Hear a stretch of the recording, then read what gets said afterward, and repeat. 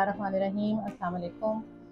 जी मेरा नाम शमाइला शफीक है और मैं एजुकेशन सेक्टर से पिछले 26 ईयर से इंगेज्ड हूँ। डिफरेंट स्कूल्स में डिफरेंट पोजीशंस पे काम किया। टीचिंग से स्टार्ट हुआ, coordinator, head, principal, teacher trainer, curriculum designer. So सारी ज़िंदगी आप समझिए कि बच्चों के लिए और बच्चों के साथ काम करते हुए गुजर गई। इस सारे 26 साल के सफ़र के अंदर एक चीज़ की बहुत अशद कमी महसूस हुई मुझे। मुझे लगा कि वालिदैन को भी लूप में लेने की बहुत ज़रूरत है और उनकी तरबियत और उनको उनके किरदार से आगाह करने की बहुत ज़रूरत है, कुछ डिस्कशन करने की बहुत ज़रूरत है। सो उसके लिए इस प्लेटफॉर्म का सहारा ले रही हूँ मैं। होपफुली आप मेरे साथ रहेंगे और हम इस दुनिया में एक दूसरे से सीखने के लिए आए हैं। कुछ मैं आपसे डिस्कस करूँगी, कुछ आप मुझे फ़ीडबैक देंगे, तो देखें कि हमारा साथ कब तक और कैसा चलता है।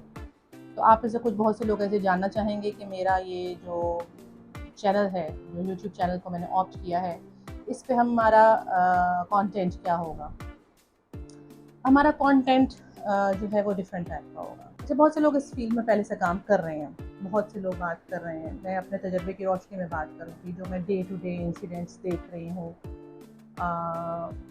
उनके मुताबिक मुझे कुछ टॉपिक्स ऐसे हैं जो शायद मैं पिछले 25 साल से अपनी डायरी में लिख रही हूँ कि मुझे बच्चों की तरबियत पे बात करनी है, मुझे वालिदैन के किरदार पे बात करनी है। वालिदैन बहुत ज़्यादा कुर्बानियाँ दे के अपनी तरफ से बेस्ट बच्चों को प्रोवाइड कर रहे होते हैं और करते भी हैं, यकीनन कर रहे होते हैं। लेकिन हम बतौर वालिदैन हमसे कहाँ छोटी छोटी क्या गलतियाँ हो जाती हैं, वो हम एक दूसरे से डिस्कस करेंगे।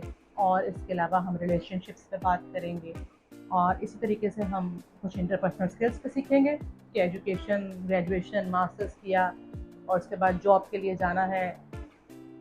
करियर पे बात करेंगे कि करियर कैसे चूज़ करना है और उसको अगर चूज़ कर लिया है तो उसके अंदर क्या क्या एक्सपर्टीज़ का होना ज़रूरी है।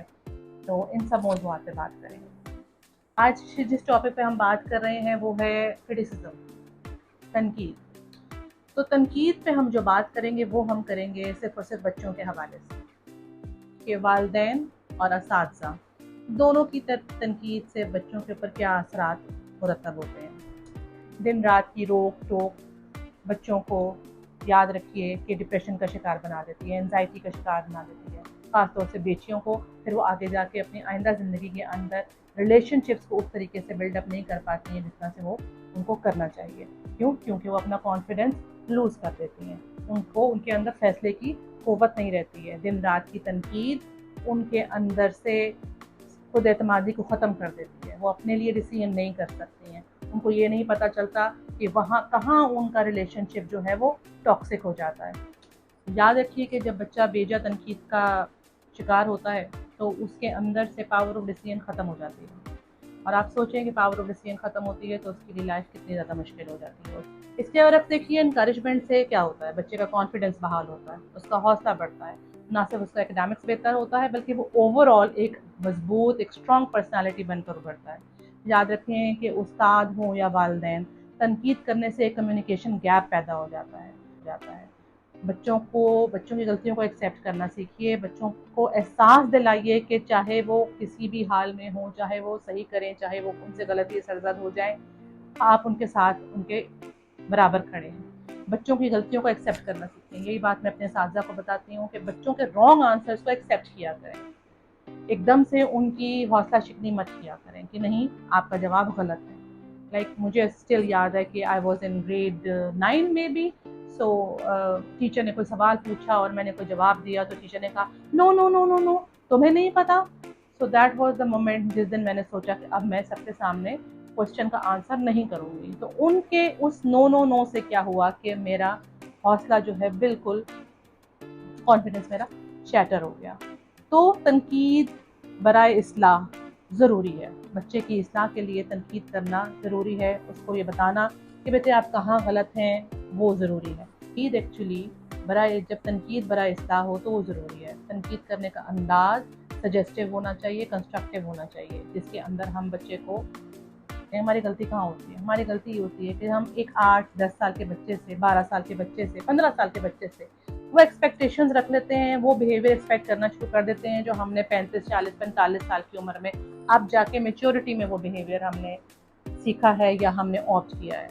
आप याद रखें कि हम बचपन में हमसे कितनी गलतियाँ हुई थी। प्लीज़ खुदारा मेरी आप लोगों से गुजारिश है कि बच्चों को बहुत ज़्यादा, मैं मानती हूँ आजकल मीडिया का दौर है, चैलेंजेस ना सिर्फ बच्चों के लिए बल्कि पेरेंट्स के लिए भी बहुत ज़्यादा हैं।